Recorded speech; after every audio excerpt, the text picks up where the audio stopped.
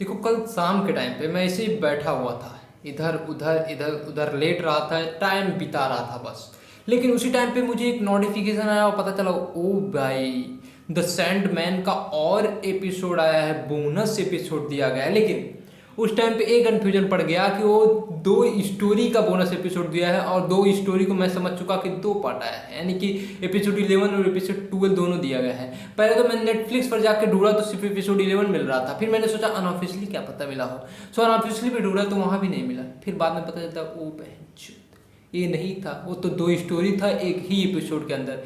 Specially the Sandman, one of the best, मतलब DC का अब तक मुझे कोई मूवीज़ हो गया, वेब सीरीज हो गया, मुझे नहीं पसंद आता था, मुझे देखना में मज़ा नहीं आता था, पता नहीं क्यों।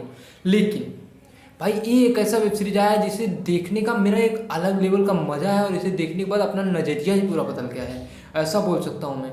कि जब मुझे पता चला इसका बोनस एपिसोड आया तो मैं एकदम खुश हो गया, कुछ एक बार और आ गया वीडियो, एक और एपिसोड देखने के लिए मिलेगा। सो ये करीबन 5 अगस्त को आया था द सैंडमैन, नेटफ्लिक्स पर ओरिजिनली। तो एक सीजन में 10 एपिसोड था, बट क्या करें, मेकर्स बहुत ज़्यादा खुश हो गए, उन्होंने हमें बोनस एपिसोड दिया। द 1000 कैट, उसके बाद कैडोविया करके दो स्टोरी एक ही एपिसोड के अंदर है। इसे 11 एपिसोड, एक स्पेशल एपिसोड, बोनस एपिसोड बोल सकते हो, जो आया। इसे देखने के बाद पूरी रात नहीं सोया हूँ। करीबन 9:30 बजे के आसपास इसको देखना शुरू किया और 10:30 बजे के आसपास खत्म हो गया, क्योंकि 1 घंटा 4-5 मिनट के है ये पूरा। लेकिन भाई देखने के बाद जो मज़ा आया है ना, वो जो 10 एपिसोड देखा था, वो स्टोरी डेवलपमेंट इसमें बहुत ज़्यादा काम किया और काफ़ी हद तक एकदम मज़ा आ गया। इन कैट्स के भी मतलब ड्रीम्स होते हैं, इनके सपने होते हैं, मतलब 1000 ऐसा ऐसा स्टोरी बताया गया है उसमें कि क्या ऐसा हो सकता है कि पहले कैट्स जो थी, बिल्लियाँ थी, वो बहुत बड़ी बड़ी होती थी और हम बहुत छोटे छोटे इंसान होते थे और उनको पकड़ के खा जाती थी। फिर बाद में कुछ लोगों ने, 1000 के आसपास इंसानों ने एक ही साथ सपना देखा, उसके बाद वो बड़े हो गए और बिल्लियाँ छोटी हो गई। और फिर बाद में वो भी 1000 कैट्स, वो भी अपने ड्रीम के पास जाती है। बिल्लियों का भी ड्रीम्स होता है भाई, उनके भी भगवान होते हैं। इस देखने के बाद ऐसा मुझे पता चला है सारी चीज़ें। और इसके साथ साथ तुमने सैंडमैन को देखा होगा, यानी dream Morpheus, God's of dream Morpheus के बारे में आपको पता होगा भाई। इस वेब सीरीज का वो जान है, दिल और जान सब कुछ है। वो उस बंदे की बीवी भी थी, उसके साथ उसका बेटा भी हुआ था, लेकिन बेटा जिंदा नहीं है, कहीं पे नरकलों में कहीं गया, वहाँ मर गया, वो बचा नहीं पाया। उसकी बीवी जो रहती है वो ज्ञान की देवी रहती है, ज्ञान की देवी, यानी उसके साथ अगर कुछ आप सेक्स करते हो एज यूजुअल, तो आपको बहुत सारे आइडियाज़ आने लगते हैं।